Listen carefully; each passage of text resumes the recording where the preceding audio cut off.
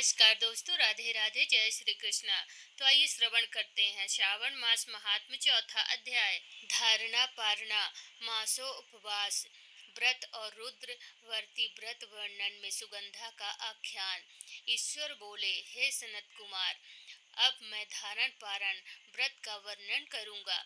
प्रतिपदा के दिन से आरंभ करके सर्वप्रथम पुण्य वाचन करना चाहिए। इसके बाद मेरी प्रसन्नता के लिए धारण पारण व्रत का संकल्प करना चाहिए। एक दिन धारण व्रत करें और दूसरे दिन पारण व्रत करें। धारण में उपवास तथा पारण में भोजन होता है। श्रावण मास के समाप्त होने पर सबसे पहले पुण्यवाचन करना चाहिए। इसके बाद हे मानद आचार्य तथा अन्य ब्राह्मणों का वरण करना चाहिए। तत्पश्चात पार्वती तथा शिव की स्वर्ण निर्मित प्रतिमा को जल से भरे हुए कुंभ पर स्थापित कर रात में भक्ति पूर्वक पूजन करना चाहिए तथा पुराण श्रवण आदि के साथ रात भर जागरण करना चाहिए। प्रातःकाल अग्नि स्थान पर करके विधि पूर्वक होम करना चाहिए। त्रयंबकम इस मंत्र से तिल मिश्रित भाव की आहुति डालनी चाहिए। उसी प्रकार शिव गायत्री मंत्र से घृत मिश्रित भाव की आहुति डालें और पुनः षड्याक्षर मंत्र से खीर की आहुति प्रदान करें।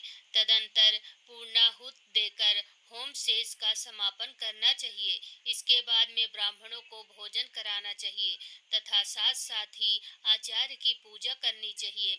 हे महाभाग, इस प्रकार से उद्यापन संपन्न करके मनुष्य ब्रह्म हत्या आदि पातकों से मुक्त हो जाता है, इसमें कोई संदेह नहीं है।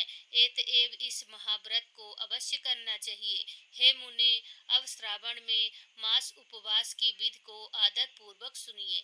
प्रतिपदा के दिन प्रातः काल इस व्रत का संकल्प करें कि स्त्री हो या पुरुष मन तथा इंद्रियों को नियंत्रित करके इस व्रत को करें।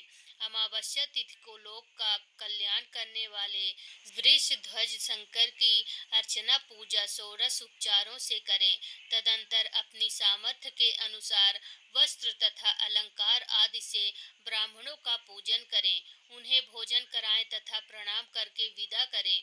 इस प्रकार से किया गया मास उपवास व्रत मेरी प्रसन्नता कराने वाला होता है। हे सनत कुमार, मनुष्यों को सभी सिद्धियां प्रदान करने वाले लक्ष्य षड्ख्या परिमित रुद्रवती व्रत के विधान को सावधान पूर्वक सुने। अत्यंत आदर पूर्वक कपास के 11 तंतुओं से बत्तियां बनानी चाहिए।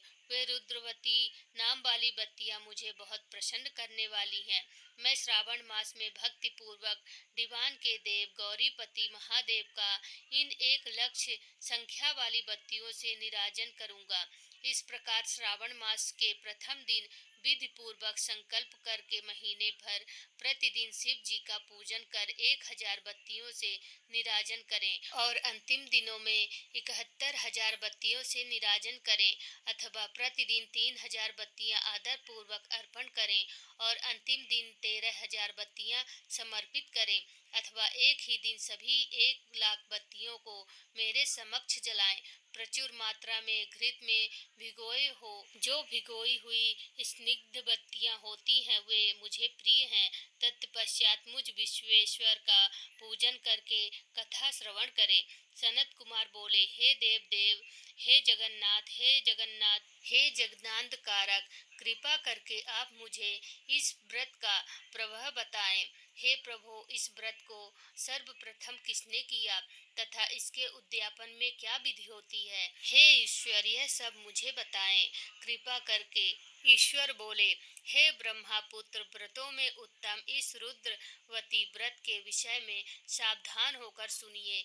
यह व्रत महापुण्यप्रद, सभी उपद्रवों का नाश करने वाला है, प्रीति तथा सौभाग्य देने वाला, पुत्र पौत्र समृद्धि प्रदान करने वाला, व्रत करने वाले के प्रति शंकर जी की प्रीति उत्पन्न करने वाला तथा परम पद शिवलोक को देने वाला है। तीनों लोकों में इस रुद्रवती के समान कोई उत्तम व्रत नहीं है। इस संबंध में लोग यह प्राचीन वृत्तांत देते हैं। क्षिप्रा नदी के रम्य तट पर उज्जैनी नामक एक सुंदर नगरी थी। उस नगरी में सुगंधा नामक एक परम सुंदरी वीरांगना थी। उसने अपने साथ संसर्ग के लिए अत्यंत दुस्सह शुक्ल निश्चित किया था। 100 स्वर्ण मुद्रा देकर संसर्ग करने की शर्त रखी थी। उस सुगंधा ने युवकों तथा ब्राह्मणों को भ्रष्ट कर दिया था। उसने राजाओं तथा राजकुमारों को नग्न करके उनके आभूषण आदि लेकर उनका बहुत तिरस्कार किया था। इस प्रकार उस सुगंधा ने बहुत लोगों को लूटा था। उसके शरीर की सुगंध से कोस भर का स्थान सुगंधित रहता था। वह पृथ्वी तल पर रूप, लावण्य और कांति की मानो निवास स्थली थी। वह 6 रागों और 36 रागिनियों के गायन में तथा उनके अन्य बहुत से भेदों की भी गान क्रिया में अत्यंत कुशल थी। वह नृत्य में रंभा आदि देवांगनाओं को भी तिरस्कृत कर देती थी और वह अपने एक एक पग पर अपनी गति से हाथियों तथा हंसों का उपहास करती थी। किसी दिन वह सुगंधा कटाक्षों तथा भाव चलान के द्वारा काम बाणों को छोड़ती हुई क्रीड़ा करने के लिए विचार से क्षिप्रा नदी के तट पर गई। उसने ऋषियों के द्वारा सेविन मनोरम नदी को देखा। वहाँ कई विप्र ध्यान से लगे हुए थे तथा कई जप में लीन थे, कई शिवा अर्चन में रत थे तथा कई विष्णु के पूजन में ललीन थे। हे महामुने, उसने उन ऋषियों के बीच विराजमान मुनि वशिष्ठ को देखा। उनके दर्शन के प्रभाव से उसकी बुद्धि धर्म में प्रवृत्त हो गई। जीवन तथा विशेष रूप से विषयों से उसकी विरक्ति हो गई। वह अपना सिर झुकाकर बार बार मुनि को प्रणाम करके अपने पांव की निवृत्ति के लिए मुनि श्रेष्ठ वशिष्ठ जी से कहने लगी। सुगंधा बोली, हे अनाथ नाथ, हे